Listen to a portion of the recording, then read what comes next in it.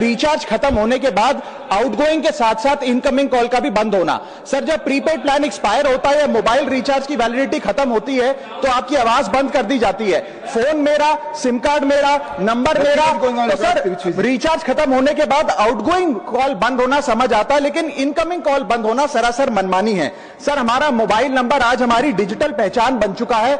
Essential communication जैसे कि UPI payment, banking OTP, train ticket OTP, PAN Aadhaar authentication, interview का call, hospital का call, मां बाप का गांव से कॉल, तमाम चीजें इनकमिंग कॉल और इनकमिंग एसएमएस से आती है और वो इसलिए बंद कर दिया जाता है कि इंसान एक रिचार्ज कराना भूल गया।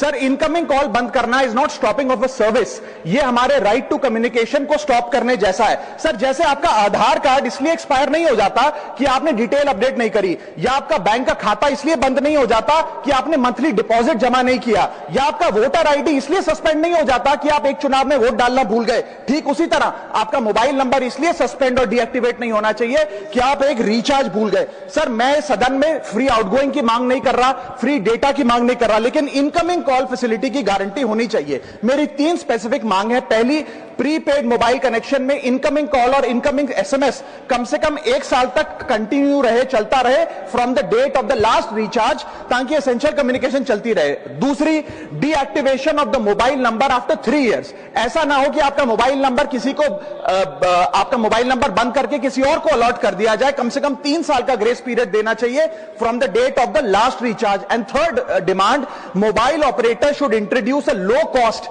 Incoming only plan. वो लोग जो सिर्फ इनकमिंग के लिए फोन रखते हैं उनके लिए, जैसे कि 10 रुपए में 180 दिन की इनकमिंग कॉल की फैसिलिटी, इस प्रकार की स्कीम्स मोबाइल ऑपरेटर को लानी चाहिए। दूसरी समस्या जो प्रीपेड कस्टमर्स फेस करते हैं वो है टेलीकॉम ऑपरेटर का 28 दिन का मंथली रिचार्ज।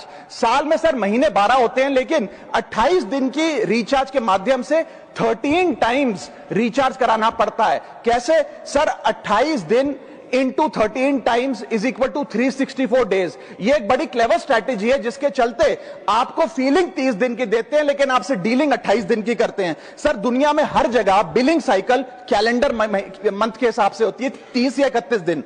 आपको मंथली सैलरी, लैंडलॉर्ड का रेंट, बैंक की ईएमआई, बिजली पानी गैस का बिल, तमाम चीजें 30 या 31 दिन के महीने के हिसाब से होती हैं। लेकिन ये मोबाइल ऑपरेटर, टेलीकॉम ऑपरेटर 28 दिन के महीने के हिसाब से आपको रिचार्ज प्लान बेचते हैं, ताकि साल में एक अतिरिक्त रिचार्ज आपको मिल जाए।